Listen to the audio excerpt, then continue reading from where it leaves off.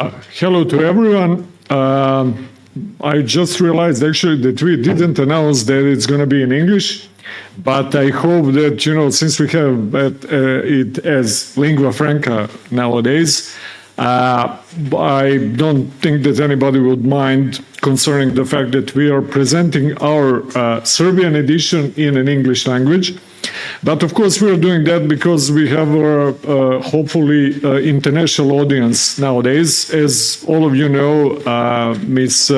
Jelesijević, who is for a long time already friend in a way and associate, I may say, of this house, has been for a certain time a member of the staff of the Swiss Embassy in Belgrade. And today we have the pleasure that her colleagues have come as a support, if I can say, or somebody who will profit from her academic activities. So first of all, I have to greet His Excellency Mr. Rune Schmidt, who is with us today, Ambassador of the Switzerland in Serbia. Then also our friend and somebody who has been here for several occasions, Colonel Unsamie, who is military attaché of Swiss Embassy, and other colleagues who have come today to support Anila and to participate in this discussion. Also, I have to address, of course, and to thank for coming today, His Excellency Mr. Vladimir Božović, who is or have been until recently ambassador of Serbia in Montenegro. And of course, we know him from many other functions before that and from public life. In the meantime, he also got the academic credentials, defending PhD and so on. And with us, we have also Professor Radmila Nakarada from the Faculty of Political Sciences, now retired. And what is more important for us here, somebody who had been working for 20-some years in this house as well, which also makes us very proud. And it's always a great pleasure to have her with us also in academic capacity nowadays. Virtually, actually, I expect that our colleague Igor Novaković will be with us, who is in Novi Sad. And I think that he will join us with Zoom. And I'm also glad, starting with him, actually, that in a way, the book that we are presenting today is really making, together with Igor's PhD, which we happen to be publishers several years ago, make us both very proud that we are really, in a way, contributing to the corpus of the relevant and contemporary instruments for understanding international relations, and especially the issue of neutrality, which has been very important for us. And this was something, the subject actually of Igor Novakovic's PhD, which we published here. And as we will speak also, Ms. Jelesijević also addresses this issue as a part of her study. So this will be presenters today. And as I have already mentioned, the subject of today's debate, which will be not, classical promotion of the book, but we usually use that as some kind of pretext for debate of the issues that are being mentioned, addressed, and discussed, debated within this book. And this is quite a lengthy and very substantive, and the book really full of very inspirative issues, facts. As you will see, there's a lot of graphicons and illustrations and so on, which makes it really more than useful and inspirative pretext for discussion and debate and the further investigation, especially when we speak about our young experts who are dealing with the issues that are connected with that. So without further ado, I will start by asking Professor Radmila Nakarada to address us as the first presenter today. After that, we will have Igor Ivanović via Zoom. Then His Excellency Mr. Božović will speak. Then I will give some hypotheses as well. And we will finish, of course, with responses and the address of Ms. Jelesijević much as well. Thank you very much for coming with us, and I hope that we'll have a very interesting debate. So, Radmila, please. Thank you very much. Today, so many threads are coming together. I'm more than pleased to take part in events that are dedicated to my ex-students and their achievements. And this is certainly an achievement which I'm proud of. But since Switzerland is also present, I have to say that while I was working in this institute in my previous life, we had a very intensive cooperation with the Institute for Federalism in Fribourg, several projects led by Professor Thomas Fleiner and Lydia Basta-Fleiner, and they're very good memories, and I think serious results of this cooperation. So I'm pleased to be part of the Swiss story as well, not just only the student and the book story that we're talking about. I'm particularly impressed and pleased that Anila Jelesijević has shown with her doctoral dissertation that has become now a book, courage and boldness to tackle difficult questions. And I think one of the most difficult questions is to discuss power, what it means, the motives for power, the outcomes of power politics, and furthermore, to establish a relationship, analytical relationship between this difficult question, a long-time question leading from classical Athens to today, in relation to the faith of ex-Yugoslavia and Serbia, present Serbia. And as all of us know, this chapter that has touched, I assume, the lives of everyone present, has been the subject of many books and many analyses, but also many simplifications and systematic bias, and often reduced to a local event that is ascribed as an inherent characteristic of the so-called powder keg of Europe. I think that Anila has given us sufficient material to really underline that this local event, of course it is a local event, but has produced implications that transcend the geography of its occurrence and provide threads that connect the ending of this book, 2018, with the present day dramas that we're facing. Anila's approach and analysis indicates these threads, and I will just mention as a somewhat an irony how the Ukraine chapter that we are now all worried about and following makes direct links to the Kosovo and Metohija problem and the question of territorial sovereignty, but the text and the narratives have changed around.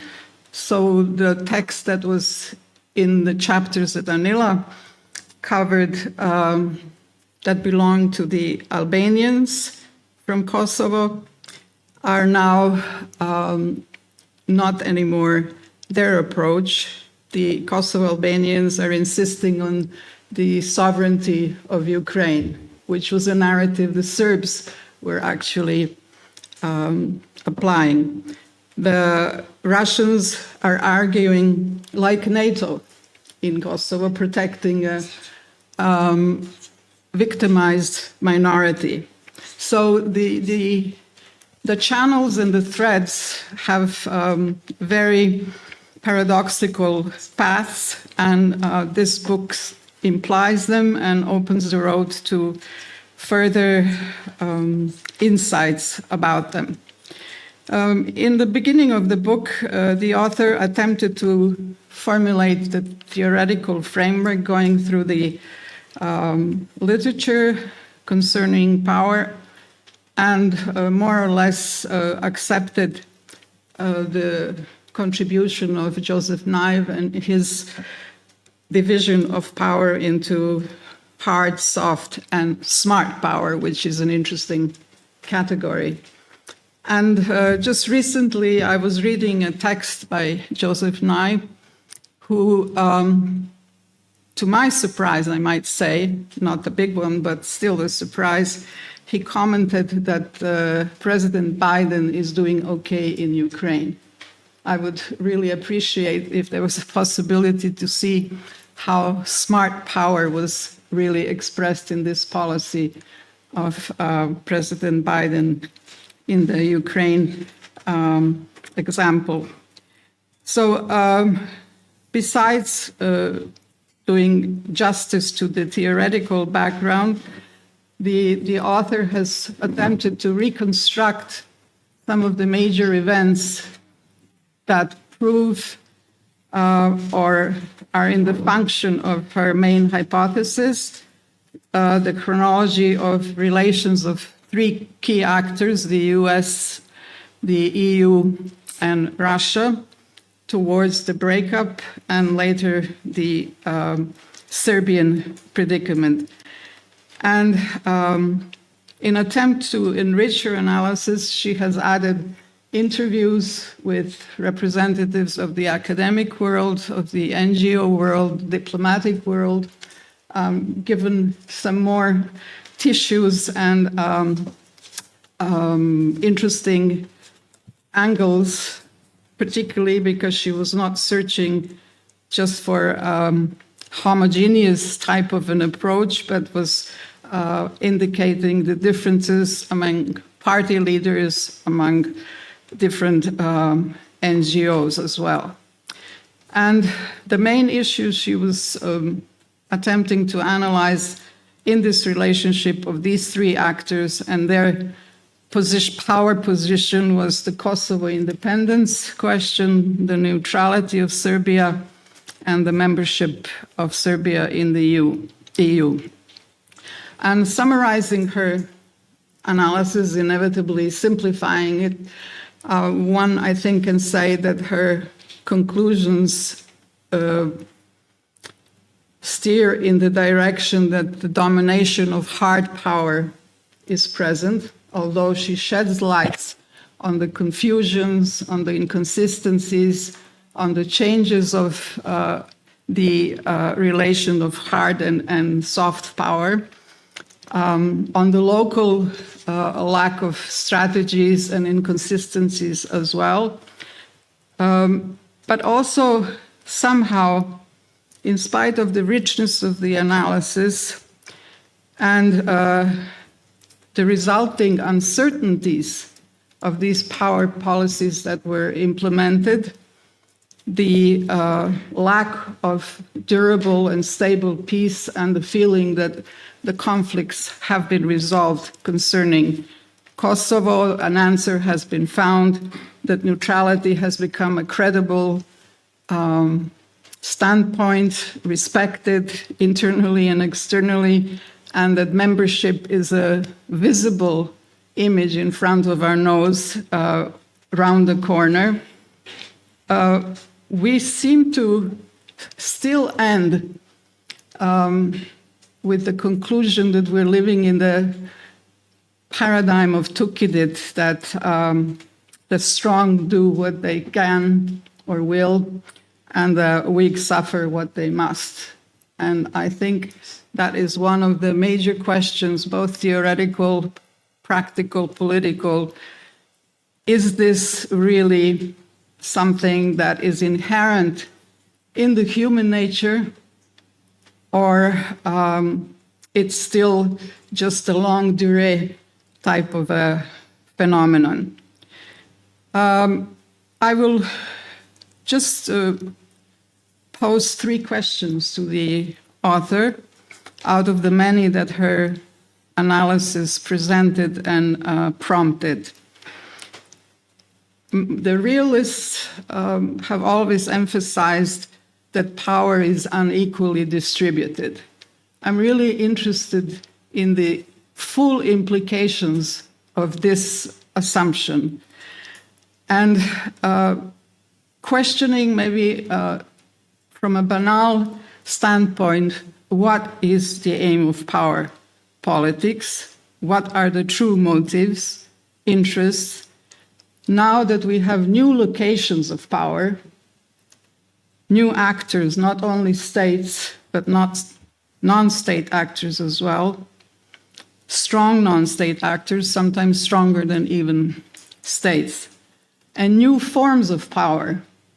Besides the coercive military, there's digital cyber power, and something that many concerned democratic idealists maybe have been complaining, that we have new levels of non-transparency.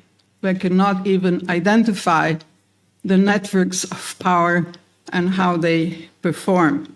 But there's obviously a link between financial power, military power, media power, political power. And that's a vast and deep, I think, phenomenon that requires and will require much analysis in the future. At the same time, E.H. Carr, in his own way, has a long time ago articulated the problem of the relationship between power and morality. And to me, today, this, I think, can be articulated in two ways.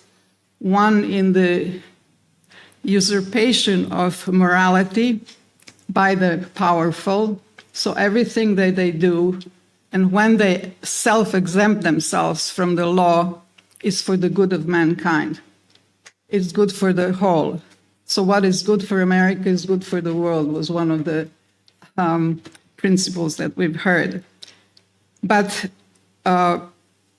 what is really America? What is the power of America? Who is the power of America? And I ask this because I see a void between the way we understand power and when we watch what is happening, the demise of society. And America, as the key power in the world today, with an incredible amount of military expenditure, number of bases around the world, number of stationed armies, obviously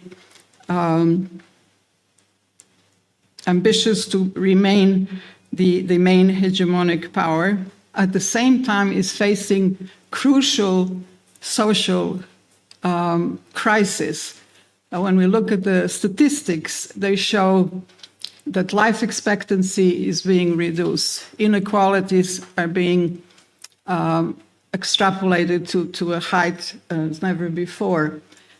Bernie Sanders just launched again a campaign for health care for all, saying that the lack of that is an embarrassment for a country like the United States, strong country, developed country.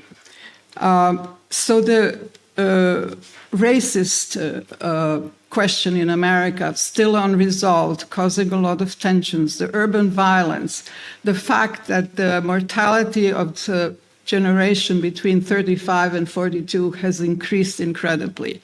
The rate of divorce that is interpreted as the demise of the family has also increased. So how do we really measure power?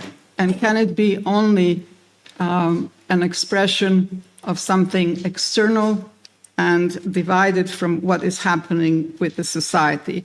Can it be only an expression of interest, or it has to be part of building a community and responding to the fulfillment of the needs of citizens, to the well-being of its citizens?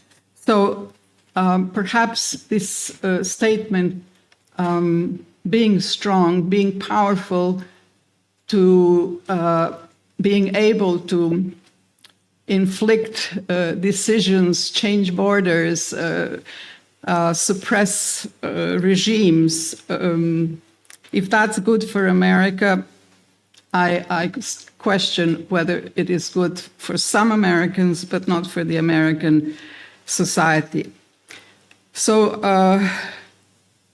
I would insist that we problematize power also from the standpoint of human needs, from the standpoint of capacity for peaceful cooperation, in the moment when new aspiring powers are appearing. And in this trio that has been the focus of the analysis of the author, China is obviously missing, but it's in the background. And many of the implications are valid in examining that relationship as well. So coexistence in this world, prevention in this world of power, I think is a question that really underlines the challenge of expansion, of military expenditure, of self-exemption, of turning international law into rules of the strong. Particularly an interesting paradox within this question is related to the EU. It's not mentioned in the book, but the EU self-defines itself as a peace project. Peace project would mean a capacity and instruments to prevent violent conflicts. Yugoslavia was one failure. It began with the exclamation that this is the hour of Europe, and ended with a very pessimistic conclusion that this is the failure of Europe, of EU. But this failure seems not to have taught any lessons if we look at Ukraine now. And this, I think, is very disturbing because in a matter of days, for instance, Germany decided to invest huge amounts of money into modernization of its military capacities, which by German analysts is clear cannot be done quickly. So it's a rather long-term project, 3 or 4 years. So in that sense, it's shown that it has nothing to do with Ukraine. But what does it have to do with? What is behind this betrayal of the preventive function of EU? The question that is raised in the book and that extends beyond the book in relation to Serbia is that it resists sanctions, which means it is not part of Europe, it's not loyal to the European values, it has not chosen the West against the East. There's absolutely no sensitivity to the fact that sanctions themselves are a controversial measure from the outset as a form of collective punishment, that statistics show that a third of sanctions that have been introduced in the world were successful, that they are a form of structural violence that cause as much physical pain as armed violence. Iraq is usually presented as an example. And at this moment that they show no success in de-escalating the war, but a lot of disruptive consequences for the poorest of the world. So one would say that sanctions are actually a betrayal of the European values. And the resistance of Serbia is to preserve the European values, having in mind all the controversies and the character of sanctions. But this is totally not a part of a dialogue, not a part of exchange. And therefore, I would underline and say something very radical, that the policies that were presented here that have continued outside of the book have shown that morality, ethics, and power have not really found a good way of cooperation in our world, and that there is lack of reason or insufficient reason, more fear than reason, that determines the fact that peaceful cooperation has become such an abstraction. And therefore, my question is whether the author would agree to expand the analysis of power in relations to human needs and society. And the second question is, how can the peripheries of the world, and I consider Serbia the periphery of the world, semi-periphery, empower themselves in this system of power politics, and whether the new global south, the new voice that has appeared, seems like an option. This is a particularly painful question because we are aware of the weaknesses, the internal polarization, the corruption, the lack of internal agency, the limited resources. So these are, the peripheries are countries like Serbia seeking a strategy to survive and develop, but creating their own problems and not being able to deal with the problems of external conditionalities and simplified perceptions of its identity. So have you any master plans? How can peripheries really deal with this? And the last question concerns the three key actors that you have analyzed, US, EU, and Russia. I would be interested whether the analysis could be extended to their inner mutual power dynamics, because there are tensions and ambiguities between the US and EU, have been perhaps somewhat subsided because now they're facing a common enemy. There have been tensions within the EU and divisions, and perhaps pretensions for a power hierarchy that is being resisted. Whether within the EU the fatigue that you mentioned on several occasions is in fact arrogance of power, or is it an accumulation of dysfunctions and divisions? Russia has become a common enemy, but it also raises the question, this ordeal that we're facing will end one way or the other, apocalyptically or somehow, I hope, otherwise. What after that? What kind of power relations will be established between these three actors, and whether the US and EU will have the same policies? Thank you very much.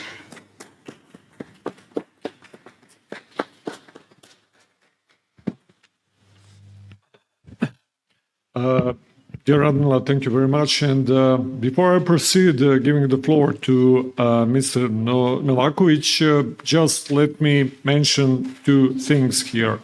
First, I would like to greet Professor Milenko Petrović, who have just arrived, who is our colleague working for some time already, a couple of decades in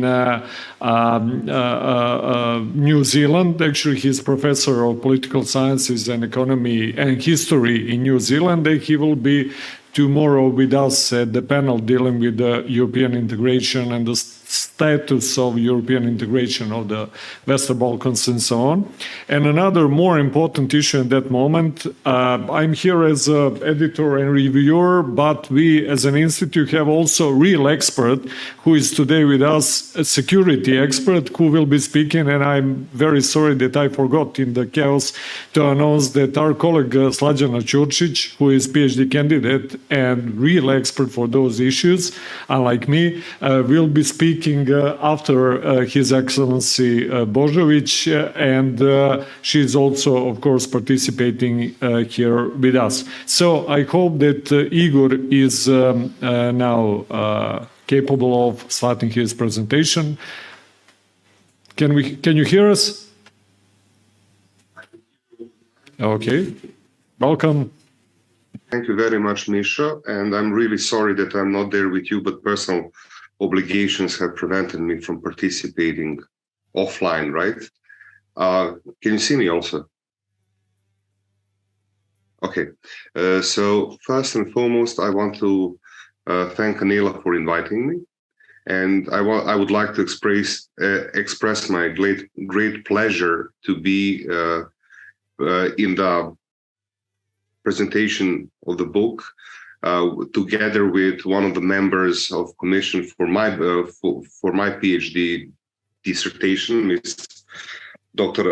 Radmila Nakarada. And actually, as Misha said, my dissertation was also published by the Institute for European Studies some time ago. And yes, I was also pleased to see that actually Anila's book is actually some very tightly connected with the things that I wrote, and somehow it represents some sort of a logical explanation, continuation of some of the issues that I just touched upon in my work.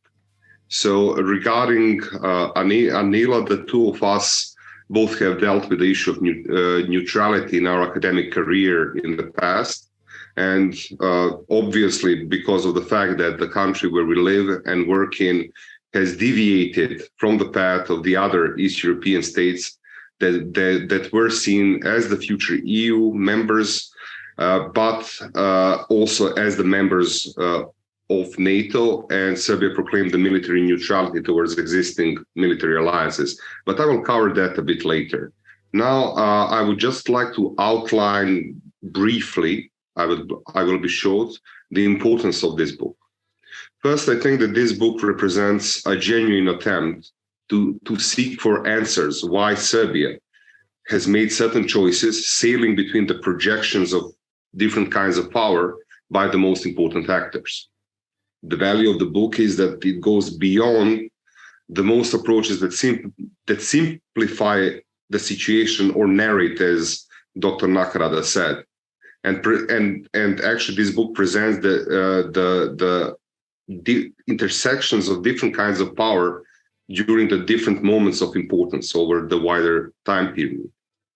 Secondly, the author searches for the rational explanations behind these choices among the different representatives of the different parts of elite in Serbia. And she did this through in-depth interviews that she performed. And also, it's not just about Serbia, but also about the main actors that were influencing Serbia at the period of observation. Thirdly, I think it gives an overview on how exactly this region is important for the power play between the big players. Dr. Nakarada said that that Serbia is semi-periphery. And yes, in fact, the answer that stems from this book is that, with a sort of an exception of 1999, maybe, or 1990s in general, that this region, ever since the fall of the Berlin Wall, was always a side note, something that was just complementing a bigger picture. And basically, the book shows the struggle of the state with undefined foreign policy vision, with undefined interests, but of course, with behavior that is based on specific historical experiences and values. And I'm using here, as you can see, a bit of constructivist approach, or the constructivist school. How the state was sailing through as John Mearsheimer often says, how the state was sailing through the unipolar moment when the US was a sole dominant power, and how it was trying to seek help from those who were defeated before the unipolar moment took place.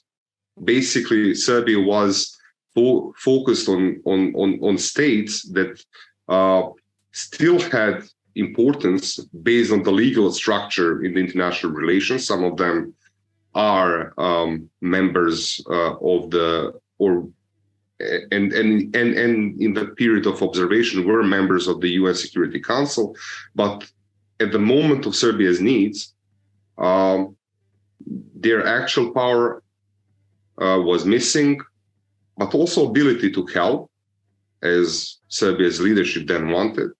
And I am also, and this book also shows that there was the realistic interests to help were quite limited, and and actually their actions were mostly focused on their own interests in their own areas of influence. So, however, despite this that I said, we can see at the beginning of this third conclusion, we can see that the events from the Balkans have some reflections of a huge importance on the major events in Europe nowadays. And of course, I'm referring to Ukraine and the whole drama that is unfolding there, and how Russia is using the pretext of Kosovo for the recognitions of annexed Ukrainian territories. Fourthly, I think that this book is also important because it explains the trauma of 1990s in Serbia.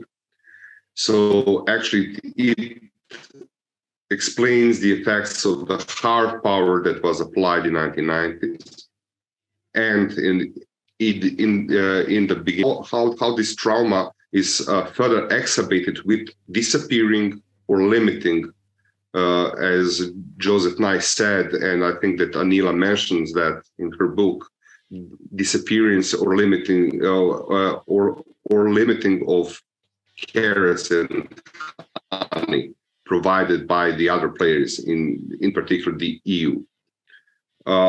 So also it explains the lack of interest that left other players to join the game, and some of other players to use the situation, as I already said, for their own ends. Now, I would like to go back to the military neutrality.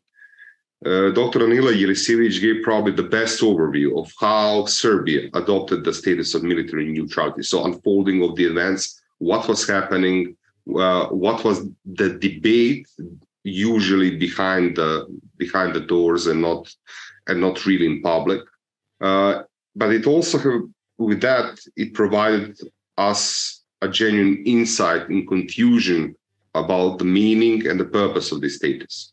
So what it means for Serbia and why it was proclaimed in 2007. And so now I would like just to outline some of the elements.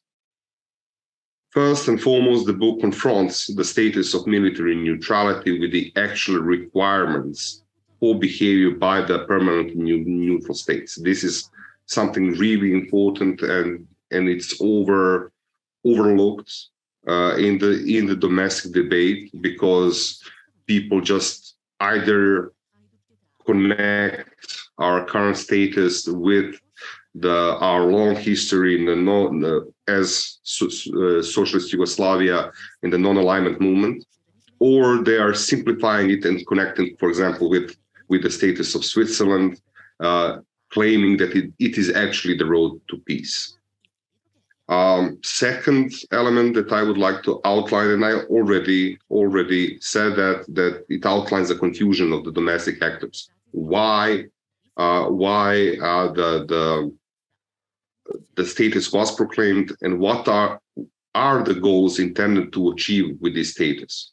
Was it just talking of NATO membership?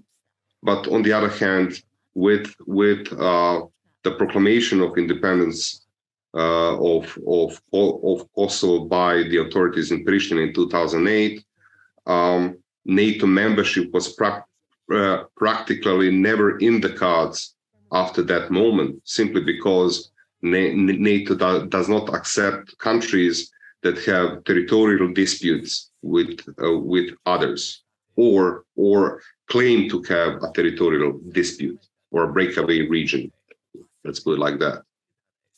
Also, I would like to outline that the book provides also an insight on the confusion about what are the limits of military neutrality, what it allows and what not, because and we were able often to hear, okay, we can do this and that, but the actual explanations provided by the members of the elite were, first and foremost quite shallow, and then they were most inconsistent. So, and also in terms of value for the historical research of this phenomena is that it gave also an in-depth information about the sequencing, what led to the status, with a lot of sources that would be a great value for the new researchers of this time period in the future. And I think it is also important that it hints the following fact. First and foremost, I don't recall that it was directly said like that in the book, but I think it hints. So it gives us actually a material for thinking. So in the book, there is a hint that the only power that had interest in Serbian military neutrality was Russia, while the others tolerated it. Secondly, that the current status that we have in its undefined form is a sort of a compromise between different segments of then ruling elite. But of course, this compromise was reached behind a closed door, so it never penetrated actually the public. I mean, the debate and then why in such a manner. And thirdly, and I think that this is really important, that the status of the most of nowadays political actors, so let's put like this, the ruling elite, they are treating this status as something given, even written in stone, and not something that should be constantly observed and debated. So I would like to stop here, and but as my predecessor in debate also posed some questions to Anila, maybe I can also pose some of mine. So, and this goes, of course, beyond the scope of her book, but it would be interesting to speculate. So my question here is, will neutrality return now with the end of unipolar moment and with the things that are happening in Ukraine, but also with an increased rivalry between the US and China? So do you see that there could be places where this phenomena of neutrality could be revived, not just in Europe, but for example in Asia? And what do you think? What is the future for Serbia? And will the status be better defined at some moment, or it's just a temporary tool until, let's put it like this, some satisfactory solution for Kosovo is found, for Kosovo issue is found, or until some change of security or foreign policy priorities in Serbia? And I would like to stop here. And again, congratulations to Dr. Jelesijević for this excellent and very comprehensive book.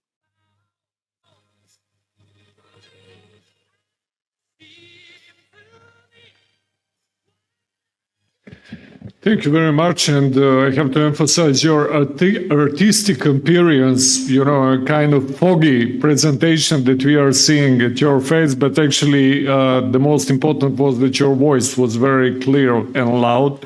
Let me joke a little bit with that, and thank you very much for contribution and other questions that Anila will have to address after that. And I'm glad that I can pass the floor to our friend and His Excellency, Mr. Božović. Vladimir, please. Thank you, Misha, so much. Dear distinguished colleague, Ambassador Schmidt, Colonel Umiet, dear Anila, Professor Nakarada, ladies and gentlemen, I'm very pleased and honored that I'm invited to be part of this presentation. And I must say that I give some comments on this work and from maybe my practical overview and my approach from this period 2007 until 2018, when I was public servant in the politics of Republic Serbia. On that time, I was serving in Ministry of Interior, I was Inspector General, and I witnessing how is the soft and hard power from United States, from EU and Russia approaching and how is functioning to Serbian real politics on this area of security, on this period, very turbulent period after 1999, because in this work also Anila mentioned some history of the relations between three powers and Republic Serbia.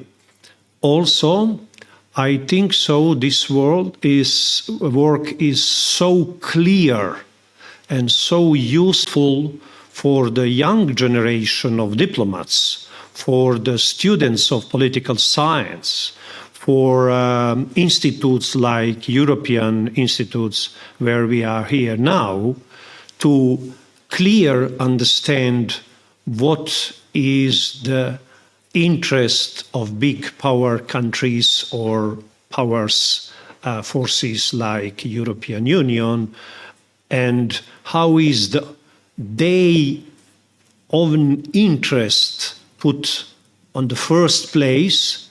And also this book shows us, from my point of view, that we are from Serbian side, from government side, sometimes is very naive to expect some benefits or some supports or some understanding, but never happened. Because the reality, the standards, the structure of the international policy, it's very hard. Put on the first place of their interest, and then to looking how is the UN standards, how is the human rights standards, how is the UN conventions, etc., etc. And this we are looking from the focus of Kosovo and Metohija. This is very interesting and very big part of this book. Anila witnessing and writing his the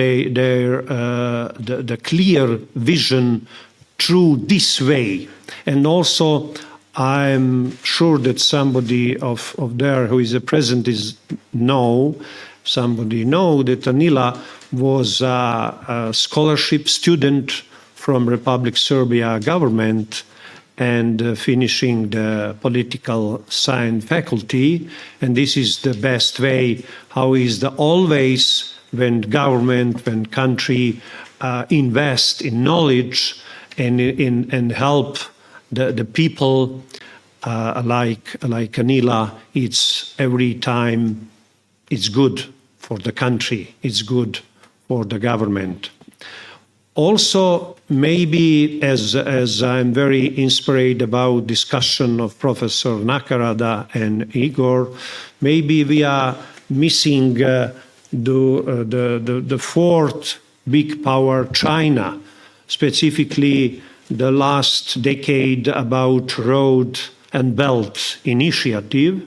And also, I want just say some comments about Swiss Federation, because His Excellency representative Swiss Federation here and Anila worked in the embassy of Swiss Federation long time, that Switzerland and is neutral position, sometimes we need compare to our attempt to be in neutral position, because as we understand that Serbia is, from the foreign perspective, sometimes we are west for the east and we are east for the west, but we don't have any compare with Switzerland. For my one point of view of the Swiss, every cities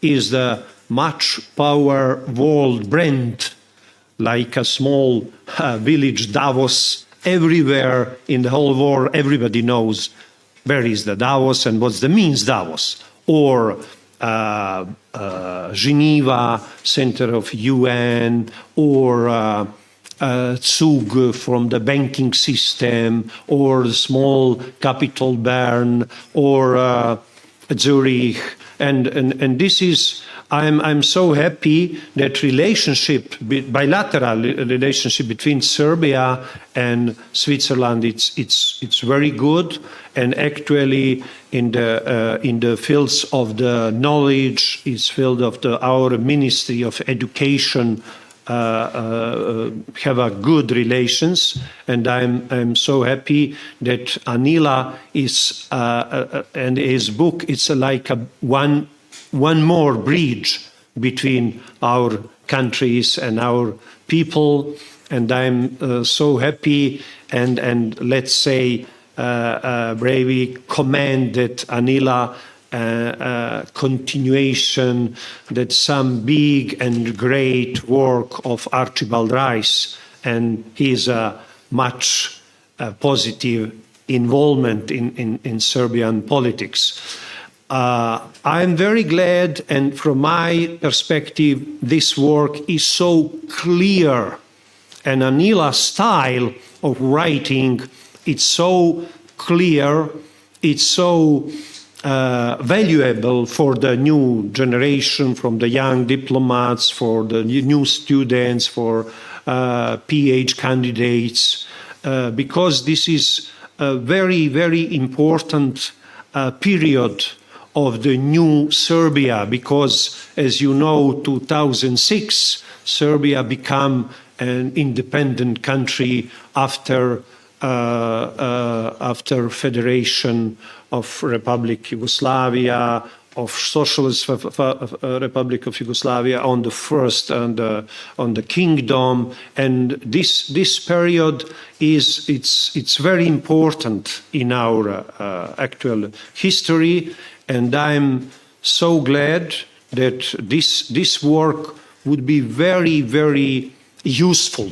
It's very valuable. It's very concretely and practically good points, and also for scientific one side and for the practical way on the other side. And let's say my conclusions, that this work also show us how we learn from the theory, from the history, and how can we use the good messages to our practical foreign policy. And I'm sure that our approaching for the new crisis in Ukraine and Russia on the 15 points conclusions of Security Council of Serbia and our president and the government, 15 points, it's the best way. And maybe, if I understand on the right way, we are using all this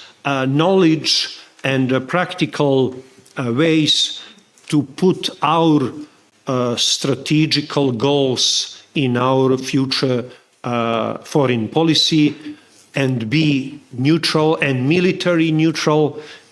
And it is so complicated. I'm sure that you understand that our position is very, very complicated, and it is hard way to stay on this neutral position, because we don't have a territory or capacity or let's say the former Yugoslavia during the Tito time, our place and the whole world politics.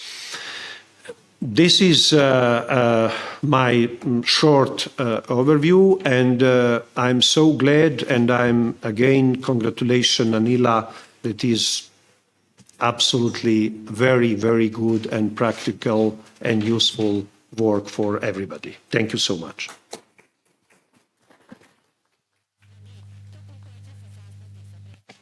Thank you very much, Your Excellency, for short but very precise and focused contribution. And now, with another excuse for my oblivion at the beginning, I would ask our colleague, Slađana Ćurčić, to give her contribution. Slađana is finishing her PhD at Faculty of Security there, and I hope it's going to be very soon ended up, but actually for the time being she already had quite a lot of experience and work on the security issues as well. Slađana, please, the floor is yours. Thanks. And once again, on behalf of the Institute, I would like to thank everyone who came here to support the presentation of this book. Thanks to representatives of the Swiss Embassy in Serbia and to our colleagues. And I must say that I'm really honored to participate in this discussion of this book with experts in their fields and to hear their perspectives based on their concrete diplomatic, political, and research experiences. As director said, I'm a PhD student at the Faculty of Security Studies, University of Belgrade, and I work here in the Institute as a junior research assistant. In that sense, immediately at the beginning, I could refer to the author's reliance on the terms of soft and hard power in her research in this book, because in my research, I'm focused mainly on the so-called soft security issues, like health security, human security, security culture, while on the other side, there is so-called hard security or hard security issues, usually referring to the use of military force. Probably it isn't necessary to emphasize how much power and security are related categories, and this is also clear in the book. If I can say the power in the book, because reality actually showed that to us. And but certainly these two aspects of security cannot be isolated from each other, as well as soft and hard power. What actually author showed us through the, if I can say, power measurement model that she applied in the research. So I will try to contribute to discussion about this book by highlighting its theoretical and practical significance from my perspective. Of course, it's always a challenge not to repeat what previous speakers have already said, so I apologize if I do it. First of all, since the book is an adapted doctoral dissertation, I think it really represents a step forward in academic considerations of relations of great powers towards smaller states and considerations of power as a concept in international relations. Generally, my impression is that there is not so many this kind of research in political studies and security studies as well as closely related fields, at least in our academic community. So this is partially understandable if you consider the nature of certain topics, but in order to develop and improve any theory, we must question and test the existing hypotheses that the theory offers. In this sense, the author makes an important contribution by offering her own definition of power as a relational category, which is, I can say, a very brave step, knowing how much we as researchers struggle to search for adequate definitions of terms and concepts. Actually, by analyzing and criticizing previous definitions of the term, mainly from the perspectives of liberalism and constructivism, the author chose a realistic approach to the understanding of power. Why? Firstly, as the author states, the concept of power is in the most detail elaborated by realism theorists, which also enables detailed analysis of its role in international politics. Second, in my opinion, realism as a theoretical perspective gained renewed interest as induced by the reality of international relations, actually of actual geopolitical processes. So in order to analyze how the politics from the position of power of the USA, the Russian Federation, and the EU were implemented towards Serbia in the period from 2007 to 2018, as well as in the period after the Cold War, the author uses David Lake's power measurement indicators, security hierarchy that falls under the level of hard power, and economic hierarchy, which reflects the so-called soft power. But in order to provide a more complete and accurate assessment, she also adds descriptive indicators from the political, military, economic, cultural, and religious spheres.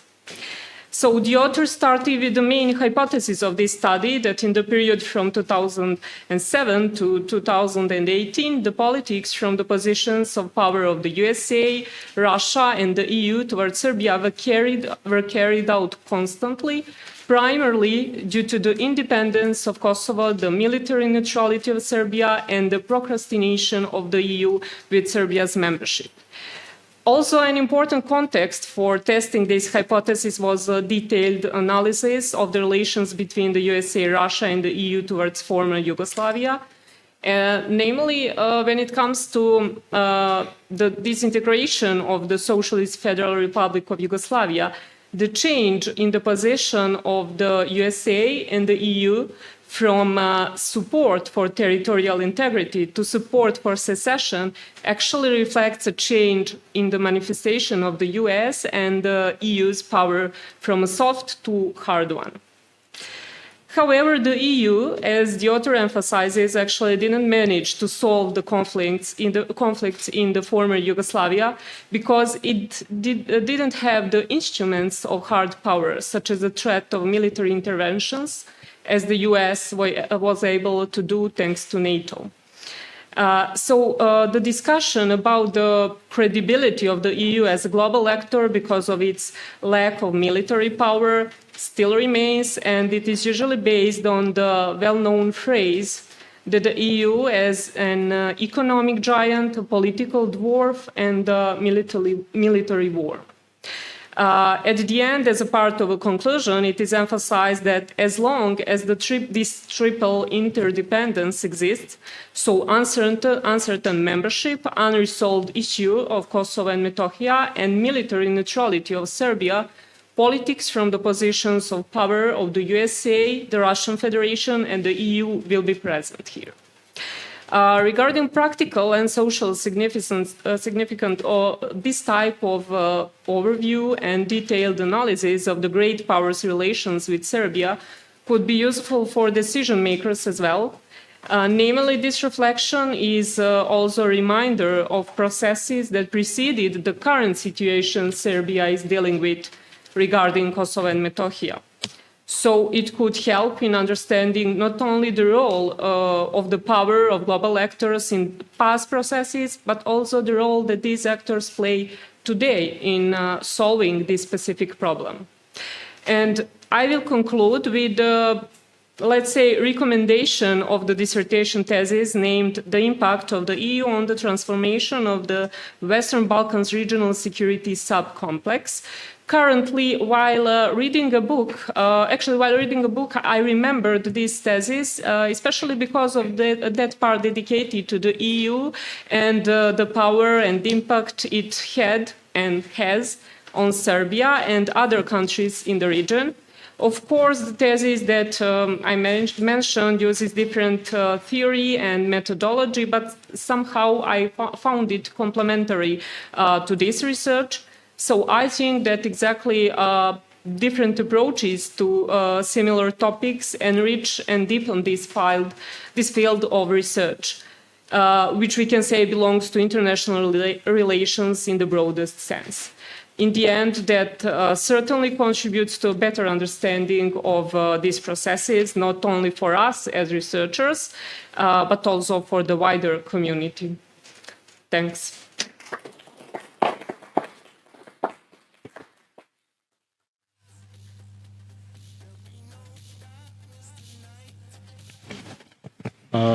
Thank you very much, Slađana, for this very useful and substantial presentation. Now I would take a couple of minutes to just try to illustrate a couple of the additional issues and to recommend the book. And first of all, I have to say that I'm really happy and honored as the editor that we could contribute to publishing of this book, and that actually Institute of European Studies is the publisher of the book. First of all, it's always an honor and some kind of recognition of importance of our work as a platform, which we always emphasize for different people with the different views and so on, that somebody wants to publish, somebody who is not a member of the Institute wants to publish his or her work within the framework of the Institute. And I'm really glad that Anila decided, just like Igor did, for example, of some other colleagues, to publish this book as a part of our publishing edition, because as already we heard and Slađana just said, this is really in a way breakthrough in our security studies and realistic theory approaches in understanding what's been going on here for the last 30 years. So in that sense, I'm really glad that we could contribute to that. And I hope and I'm really sure that Anila will continue with this kind of studies, which is very, very useful and very necessary after all, because as we all know, unfortunately, academic discourse and field has been, unfortunately, too much influenced or overburdened with NGOization and political correctness, which is not the case only here, but generally around. So when somebody really start to approach to those issues from classical, realistic, I have to say very objective perspective, it's really great contribution to the science. Just a couple of issues. One of the approaches that we could use when we speak about this book is, for example, that you could read that as some kind of history of destruction, of dissolution, or whatever we say, because as we all know, using the term also defines your position this way. But actually, the way she chose to address three different periods, one is connected with the ending of the Cold War, actually, and the beginning of the new order at that time. Another one is addressing those issues until 2013, and the fourth is from 2014 to 2018, because after that, of course, we could say 5 years have passed away, but the thesis was focused on this period. And many things have been happening around. So while reading the book, I also profited very much in reminding myself on many forgotten facts, statements, documents, plans. For example, we could pass through all those plans that were on the table when discussing debating in future of Bosnia and Herzegovina, from Kutiljerov's plan up to Carrington, Stoltenberg, and everything else, which brought finally us to Dayton Peace Accord. So in that sense, you could really use this as very useful Baedeker, and one of the, just to illustrate actually how industrious Anila was in collecting all this material was that actually our technical worker on preparation of book, Ms. Vesna Pijanović, who usually does that for us, was having a lot of troubles and complaints about the footnotes, which are generally making at least half of the pages. So I'm not saying this to criticize Anila as somebody who tortured a little bit Vesna, but actually explaining how serious in pursuing her work she was, and due to that we could profit quite a lot. Also, you could see the literature and the bibliography. This is very seriously organized and presented study. Of course, part of the story we already heard was a bunch of interviews that she did with people from the embassies, from the politics, from the science, from Faculty of Political Sciences and so on.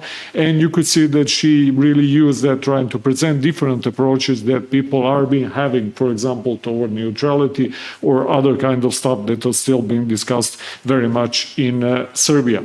So just briefly, some of the illustrations. Slađana just mentioned the first part, which was dedicated to the pure theory, and this is very interesting, very important. And Anila presented her so-called relationship or relational theory of the power, which she tried to diverge from resource-based theory of power. I think it's very useful. And it's also her approach was, of course, to present the whole this debate theoretical, which includes especially contribution of Professor Joseph Nye.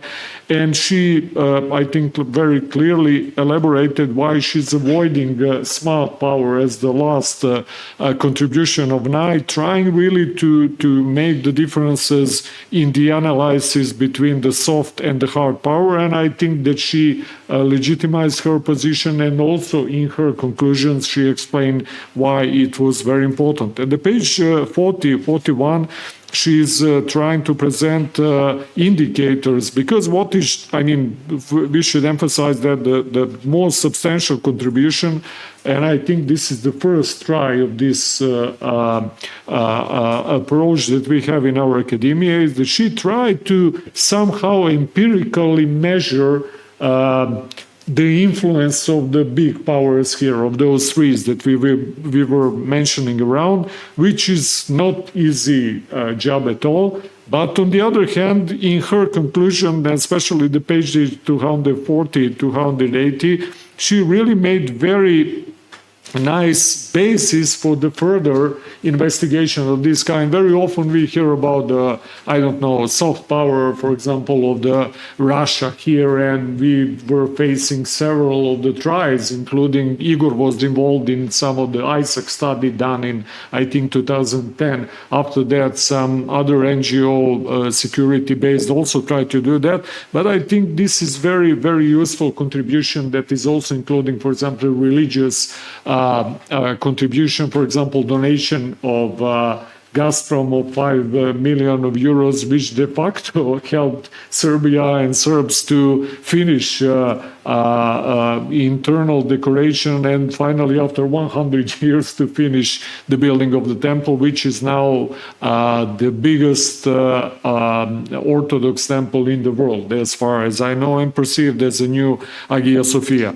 Also, it's very nice presentation of the David Lake's indicators that you could get, and the way she tried to adopt that.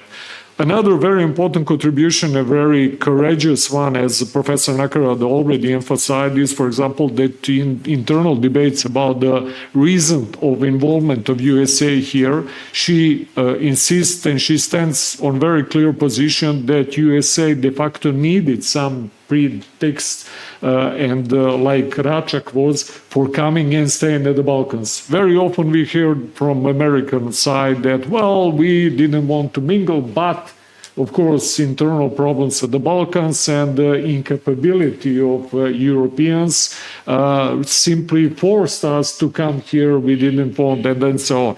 Anila Jelesijević gives a lot of arguments why actually she thinks, and I also support this approach, that USA needed coming into this region staying here, and of course using that as some kind of platform for further expansion, not only of NATO, but USA individual power as well.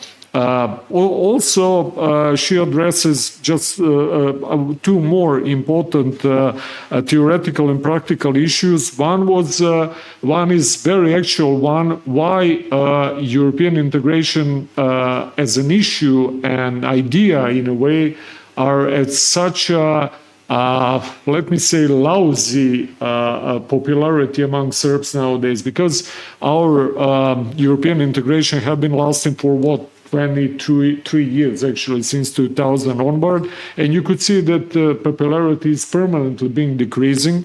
And one of the reasons was really that it's more and more you get perception about the ordinary people that, one, we will never be member of EU. Another one, which is more important and more threatening for people, that actually the whole framework of European integration is being used as a premise for further geopolitical intervention. And it's not also addressed concerning Serbia, but the general approach of EU toward so-called Western Balkans, and she illustrates that very, very well with the position of Montenegro, which, according to the GDP and some other indicators, and I mean, it's very small amount of the territory and people that you could swallow and integrate. It's de facto not more than 500,000 people at this moment. Still, EU is refusing to open any door for, let me say, some further and speed up enlargement and so on. It seems like as if somebody said after 2013, we will we will not go with it. Why? Is it geopolitics or is it internal issues, enlargement fatigue and so on? This is very, very interesting issue, and I think everything that's been going on for the last several years, including poor Macedonian or North Macedonian case in which they fulfilled everything that was ahead of them, and still they didn't make a single move in their European integration. It's really a decrease in general popularity among the people at the Western Balkans. Finally, the issue of neutrality, which Igor mentioned, is very important for us. And Anila made not only very nice explanation why neutrality came as a proclamation in 2007 and why it still hasn't been developed as a serious, substantial position of Serbia. She mentioned, you will see that at the page 177, there were two documents, documents concerning the strategy of Serbia and defense, strategy of defense and security of Serbia, and in both of documents, position of neutrality is mentioned and not at all developed and so on. So actually part of our interest here is to try to really work upon that. I have to remind us that actually still I think Igor's book is the only thing that we have as some kind of overview. Actually, there was, she's mentioning that in 2016, I didn't know for that, this collection prepared by Dragan Živojinović and another colleague dealing with the Swiss experience. So I just want to announce that due to recent traveling of our colleague Peter Milutinović, we got in touch with Professor Heinz Gärtner, and we plan until the end of the October, beginning of November, to have him, who is probably the biggest expert for neutrality of Austria, and we would like to initiate to see the different perception. What does it mean? What does it mean nowadays, especially after the changing of the position of Finland and Sweden recently? What is the position of neutrality nowadays, theoretically and practically, and of course that's very important for Serbia. Finally, I want to recommend, actually, as a second part of my contribution, that she did very good try at the end to give some concrete examples of indicators of soft and hard power of these big powers here. And to finish with asking her maybe to open and to give us comment why she tried. I know that it's even more harder, but in a way, the way how power and instrument of influence of the big power towards smaller peripheral or semi-peripheral, as Radmila said, countries are being really changing in the last 5-10 years. Just to illustrate some of them, we are hearing a lot of hybrid wars actually and hybrid influence, and I think you could find quite a lot of material concerning the influence of the West, USA, European Union, Russia as well, in the sense, for example, how corruption is being used. And I think corruption is really one of the most important instruments in the sense that you could find different ways to corrupt even politicians, decision makers within some countries, and in a way to get a lot of benefits from that. It's not politically correct to speak upon that, but more and more we are seeing even how should I say, transformation of the systems of power and power influence of the big powers that are using some not classical, let me say, approaches. Also, the whole this bunch of things connected with the security, undermining with the agent of influence and so on, it's also very interesting. And the third one, for example, judicial dictatorship as a way, for example, USA has been changing the power structure and the regimes in the Latin America especially. So my question is, I know that she's been following also this kind of approach. Could we try to measure them in some way in the future? That would be my question, and I'm finishing with that. Those new ways of influence, like hybrid wars, let me say, corruption or judicial dictatorship, could there be seen as something that we could measure with, let me say, empirical ways, as you did with the classical system of power? And with this, I'm finishing. Thank you again for contributing us with this book. And please, the floor is yours. Well, first of all, thank you to all of you for being here. And of course, my first thanks go to my husband for his support, to Milive, for having had for all these years to hear my speeches and correct them. And, we had debates, and that was the big support that I had. Of course, and thank you to my colleagues from the Swiss Embassy who are supporting me all the time, to Mr. Ambassador, to my boss Ursamit, to Dragica, and to the rest who left. I mean, it's a real pleasure and satisfaction to work in such an atmosphere and to have such a support. Related to my book, of course, I would like to clarify that, I mean, even if it's known, I do have the support of my colleagues in Swiss Embassy, but of course, this is my research, my representation, and of course, it does not present their thoughts, which I guess if they want, they can continue in other channels.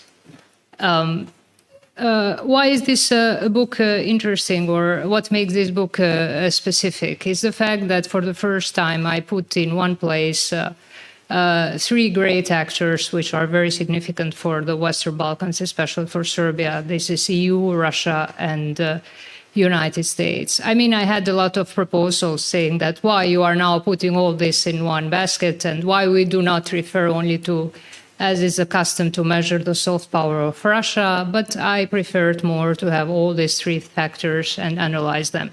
My book is not focused on criticizing the status of great powers, because as I am a supporter of a theory of realism, and of course, theory of realism justifies the politics of the great powers. What I'm trying to do in this book is to try to analyze how is this implemented in Serbia, also in the Western Balkans. What could be the benefits from this soft and hard power?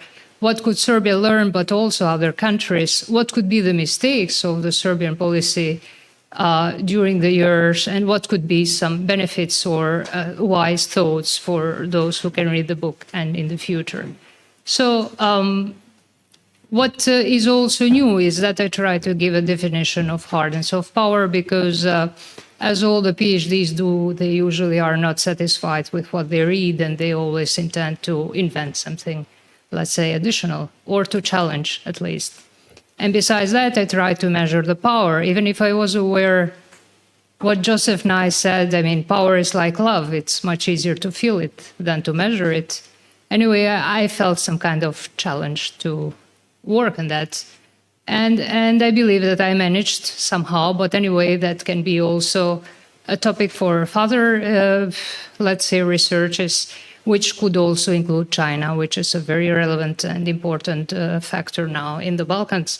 But not only China, we have other factors. We have Turkey, not to mention them all. So the floor is open for those who want to have more researches. To make now, let's say, of course, and the interviews, I had the pleasure, I mean, thanks to the job where I'm working for, I had a lot of contacts and possibilities to commit interviews with different actors, academics, professors, diplomats, and it was a real satisfaction to exchange the opinion with them, which led me also to another inspiration. I mean, my path in the academic studies is not over now. I'm also continuing with kind of postdoctoral program, thanks to the support of the ambassador and the defense attaché of Switzerland that is within Geneva Center for Security Studies, where I am further elaborating the connection of EU with the Western Balkans, but also seen from the perspective of the internationals. Of course, we are aware of the fact that in a situation where we are living now, of course, my book did not include the war in Ukraine. I don't think that any book in 2018 was anticipating that. The situation has, of course, changed, and there are a lot of challenges. But for Serbia, 3 topics remain as they were in 2018. That's the status of Kosovo, military neutrality, and not yet becoming an EU member.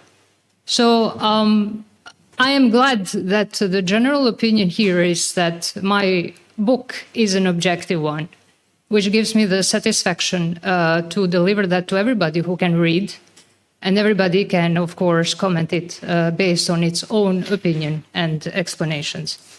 To come to questions, I will try to answer to the questions that Professor Radmila already asked. About what is the aim of power politics. First, I would perhaps elaborate what is the aim of politics. And then if we clarify what is the aim of politics, then we might elaborate what is the aim of power. And bearing in mind that this is changing with geopolitical situation, most probably somebody would be inspired to write a PhD or a master degree on that. As for power or morality, I'm a supporter of, as I said, the theory of realism. And I mean, I will not, I mean, I can be disputed, but morality in the realistic world, it will not be taken into consideration as long as politics are at issue. And I still believe that while measuring the powers, we have some dimensions or diameters which still consider United States to be a superpower based on the military capability, economic power, and let's say the position as a state. This is the definition of, let's say, power seen from the material presence and not as, let's say, relation category. Of course, we have other regional powers like Russia, China, but also these definitions, what is regional or what is great power, can be also discussed. If it's going to be a research or extended power dynamics of US, Russia, and EU, yeah, that would be a very interesting research, which I, of course, would leave to other analysts or doctors or academics who might be interested. With regard to EU fatigue, if it's arrogance of power or dysfunction, I mean, we cannot we are all, I mean, in the academic world, we need arguments and proofs to have this or to claim the connections. What is evident is that there is a fatigue because since 2013 there was no membership. Why is that? I mean, that also could be a matter of a wider discussion. Somebody might see that as arrogance of power, somebody might see that as dysfunction, or can be a lot of elements. So we have, I mean, we should not only blame EU, we should also blame Western Balkans because it's Western Balkans who is supposed to join EU and not vice versa. I mean, there are some rules and must be respected. So if the EU for a time being is saying that reforms need to be done, I mean, it must be a both sides, in my opinion, aim to be really committed on EU to get enlarged and Western Balkans to want to join EU. But with now the situation has changed. I mean, we have the war in Ukraine and there are other, let's say, headaches for the EU. And in my opinion, I mean, this is my personal opinion, I don't think that Western Balkans is now in the focus of EU or that EU wants to get enlarged. But we have been seeing that EU is all the time supporting, at least financially, the Western Balkans. But what is also important, everybody knows, I mean, it's very important how will the war end. And after that, we can see what will be the place of Western Balkans, what will be the relations between the United States, Russia, China, EU. I mean, for the time being, it's to me, it's very difficult to predict what will be the future, which also leads me to the comments of military neutrality of Serbia, if it will be temporal. I mean, for the time being, I don't think that is the moment that Serbia discuss military neutrality because then it would have to deal with that very seriously. As we mentioned, I mean, there are a lot of documents that should support military neutrality. I think that this position for the time being, it's not on focus and it should not be challenged. Maybe when the war in Ukraine is finished, maybe that might come also on focus as a discussion. Yes, and for Swiss neutrality, of course, I'm not an expert, but speaking about neutrality in general, I mean, it should never mean that neutrality is isolation. Neutrality does not mean isolation. That is also related to the question of Igor, if it's possible to be neutral in this world. I mean, this is delicate. So if you want to be neutral, you can also be part of the world. Yes. As for a case of hybrid war, corruption, dictatorship, if we're going to have this kind of measuring, I think that it's not impossible, but that will be very difficult also to measure, I mean, in my opinion, but it's really a very challenging topic. With this, I open the floor to discussions, and thanks once again for being here.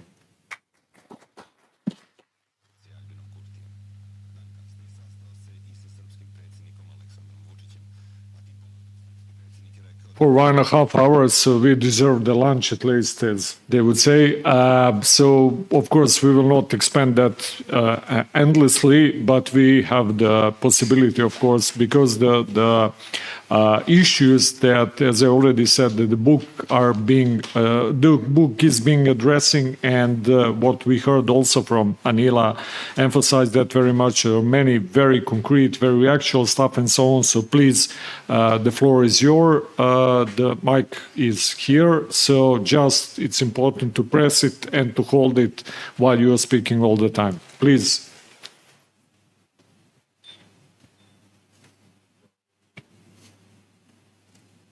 You just have to do it in English these days, so.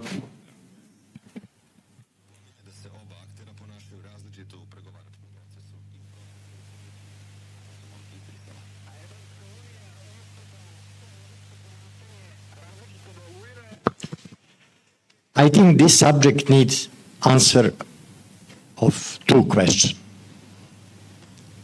Did Serbia good or not good understand period of fall of Berlin Wall? I think very good understand, but nobody talk about this. And the second is foreign policy of Serbia doing good? I'm sorry for my English. I think the foreign policy of Serbia is brilliant. No, I'm not joke. We are quite different of all Eastern Europe, before and after Berlin Wall. Where is the problem for Serbia? Because there is no good situation in Serbia. Because this brilliant politics is good, very good for state interest, but not for the national interest. And I have 2 hours more, sorry, thank you. For Switzerland, Switzerland is not neutral from Western civilization. It's very important things. Okay, thank you for philosophical comments. If somebody wants to reply or we go further. Milan Grutinović, please. Can you hear me? Yes. A quick comment on military neutrality, but then what would be a question for the author. Our definition coming from the parliamentary declaration in 2007 in Article 6 is very short and clear. Military neutrality means that we're not going to be a part of any military alliance, and nothing more than that. It doesn't stem that we're going to have an equidistance between any major powers. It doesn't prescribe any additional steps in foreign policy. So if someone, because usually it's now mixed with political neutrality, how we have to balance between, we don't have to balance anything short of full membership within the military alliance. We can have an IPEP with NATO, we can be an observer in CSTO, or any other arrangements we have, but we also do not have to have them. So ruling parties, for 10 years, we know which they are, they have mostly free hand what to do with that. But what I'm saying, there is some sort of intellectual dishonesty, let me say it like this, to say that our equidistance between West and Russia, between West and China, whatever, stems from our neutrality. We're not neutral, we're just militarily neutral, and it has a very narrow definition. And it's not an accidental that it's very narrowly defined in those two strategies in 2019, and no other prescription come from that, because there cannot be any prescription, because ruling parties have a free hand how to do. It's a legitimate area for them to define the foreign policy. So I'm just saying, if someone wants to lead the policy of equidistance between West and Russia or West and China, he's free to do so, it's legitimate, but he should not really call upon military neutrality as a reason for that, as it's some sort of philosophical or moral explanation of Serbia's foreign policy in its current form. That's what is your opinion on this comment? That's the question.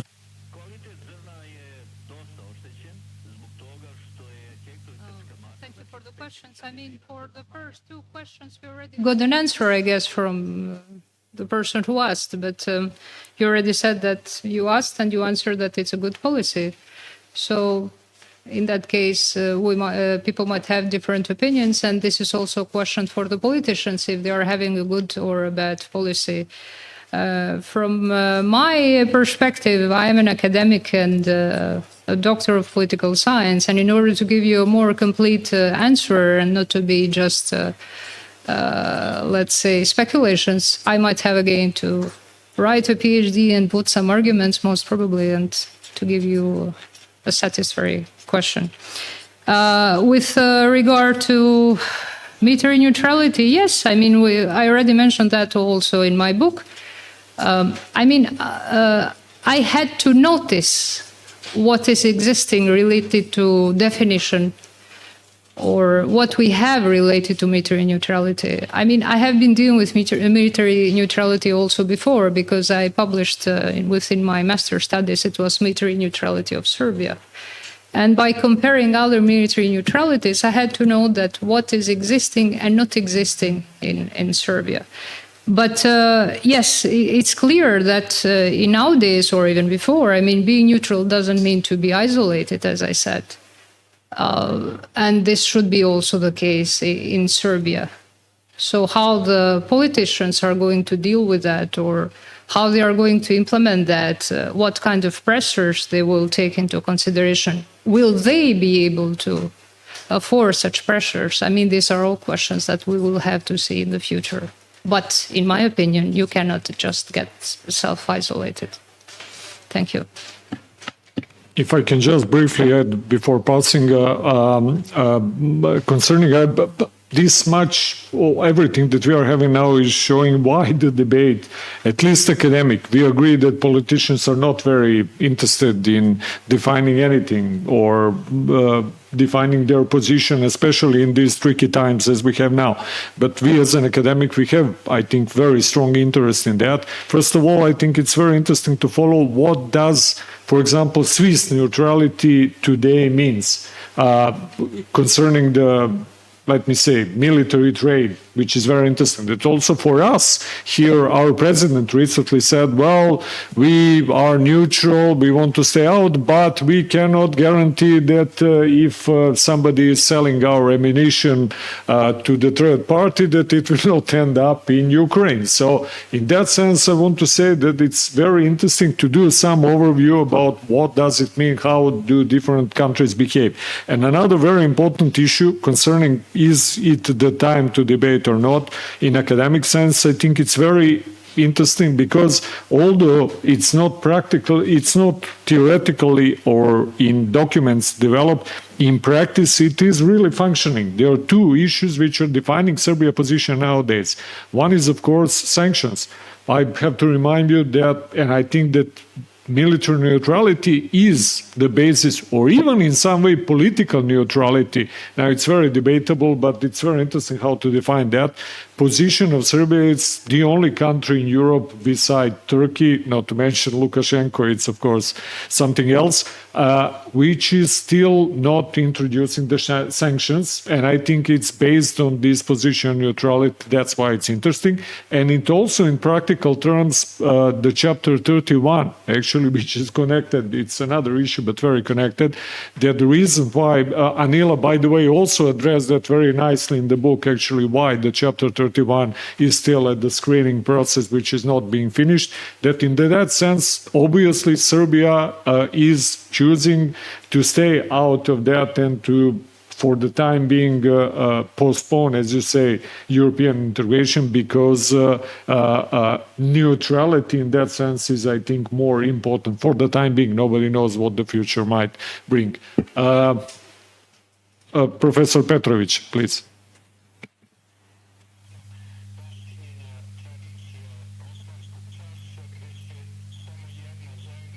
Keep.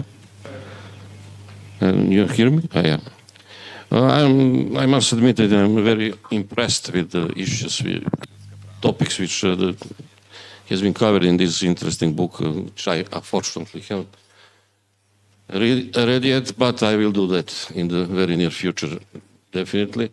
Just a few comments on this issue of neutrality, or problem of neutrality, which is becoming quite important in our discussion here. I would agree that comments, I mean, although I've never personally, I have never been a great fan of Serbian neutrality, even in the earlier days, even in the time of, I remember very well, of Tito's neutrality, but it is not the same. I mean, this is different conditions, different occasions, and also comparing Swiss neutrality with Serbian neutrality, sorry, for me is a bit comparing apples with oranges. I mean, Swiss have a particular, Switzerland is a part of, as colleague mentioned, I mean, of the West. And this is, I would say, Swiss have the given role to be neutral in the West in some way, and its neutrality is I don't know how many 100 years old, and it is built on the tradition and position, but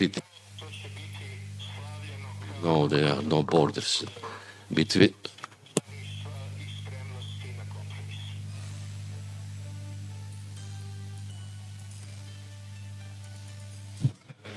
I'm keeping. Yeah, okay. So there are no borders. I mean, physical borders between Switzerland and neighboring EU countries. So that type of neutrality, with that, what Serbia is trying to perform or is performing, is completely different and not comparable to me. So of course that new condition and Serbia, I agree with the opinions which were that Serbia didn't have option after declaration of the independence of Kosovo, basically to stay neutral and try playing on these differences between Russia and the West, or trying to find support for its position from Russia and China. But I don't see that as a perspective and the long-term option and the only option of the country. Serbia is the part of Europe. I mean, we have to admit that we are not, with all due respect, as Professor Nakarada mentioned, semi-periphery. We are semi-periphery thanks to the development in the last 20, 30 years, but we shouldn't be there. And we should tell them also that we are not happy to be forever semi-periphery of Europe. We have the full right to be in Europe. We are in Europe, and the part of and should be the part of European integration, whatever it is considered to be or should be. The fact that it is not going well, that they don't want us, or that does not mean that we should stop knocking on that door and saying, sorry, friends, colleagues, European fellows, but you forgot us. And this is my position, of course, which many don't share probably with me. So that is about my also opinion about neutrality. We should be careful when we are thinking and comparing things. Looks to me, just to finish with the anecdotes, that I was first time in Germany in long time ago in the early 80s, and I was impressed with punctuality of the public transport, how each tram actually, or bus is coming in every single minutes or with 1-2 minutes delay. Something is happening. What's going on? Problem. And then I come back to Belgrade and was waiting for my bus, I don't know how much time, and there was some dispute here.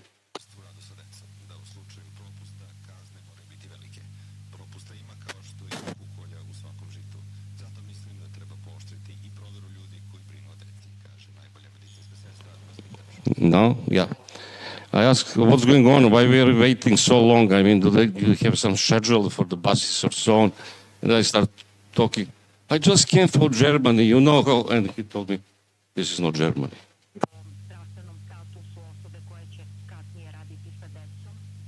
Thank you very much. Tomorrow we will continue with our European integration status, actually, and I'm very glad and thankful that you started that issue very much, because Anila addressing as well. Please, if there are other comments, questions.